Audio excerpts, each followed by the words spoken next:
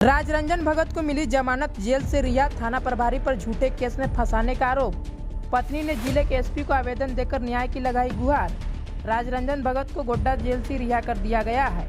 सच तक भारत द्वारा हनवारा थाना मामले को प्रमुखता से उठाए जाने के बाद उन्हें 2 दिन के भीतर जमानत मिल गई है।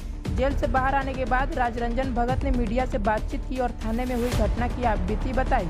उन्होंने आरोप लगाया कि थाना प्रभारी ने उन्हें झूठे मामले में फंसाकर प्रताड़ित किया और जेल भेज दिया। भगत ने बताया कि उनके साथ बेवजह मारपीट की गई, न तो उन्हें परिजनों से मिलने दिया गया और न ही उनका इलाज कराया गया। उन्होंने थाना प्रभारी के द्वारा लगाए गए आरोपों को पूरी तरह बेबुनियाद बताया है। राजरंजन भगत ने यह भी कहा कि यदि थाना प्रभारी पर कार्रवाई नहीं होती है तो वे उच्च न्यायालय का रुख करेंगे। इस बीच राजरंजन भगत की पत्नी ने गोड्डा एसपी को एक आवेदन सौंपकर न्याय की गुहार लगाई है। उनकी पत्नी के अनुसार गोड्डा एसपी ने आश्वासन दिया है कि डीएसपी उनके घर जाकर मामले की जांच करेंगे। अब देखना यह होगा कि इस पूरे मामले पर डीएसपी के द्वारा सच को सामने लाने का काम किया जाता है या फिर किसी निर्दोष पर आरोप लगाया जाता है।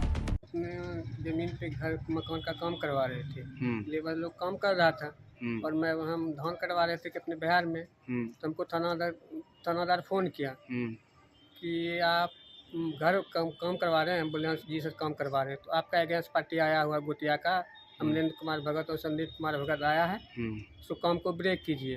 बोले हम सर काम ब्रेक नहीं की, तो मेरा ज़मीन है, हम क्यों काम ब्रेक कर दें, तो आप थाना आइए। तो 1 घंटे के बाद हम थाना गए। थाना में वो दोनों भाई बैठा हुआ था अंदर में, हम भी अंदर गए।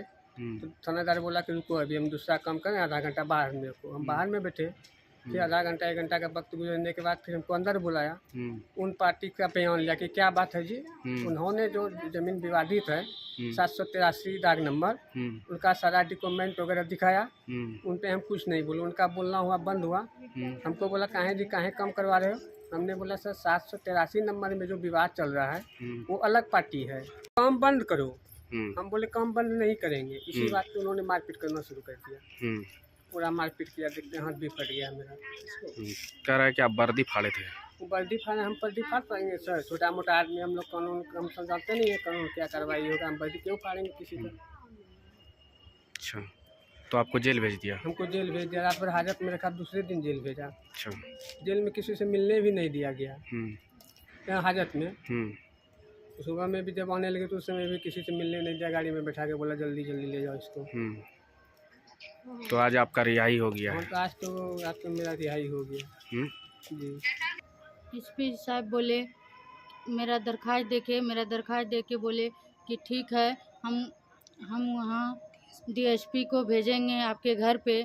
आज ही भेजने वाले थे, तो हम बोले सर हमको घर जाने में लेट हो जाएगा, कल भेजिएगा। बोले ठीक है कल ही भेजेंगे और घर का जांच करेंगे। और क्या बोला? और बोले कि ठीक है आपका पति का हम बेल रिहाई दिला रहे हैं, न्याय दे देंगे। इसी खुशी की बात है कि हमको रिहाई मिल गई। अब क्या कीजिएगा? झूठ मुकदमे में लगता है आपको फंसा दिया।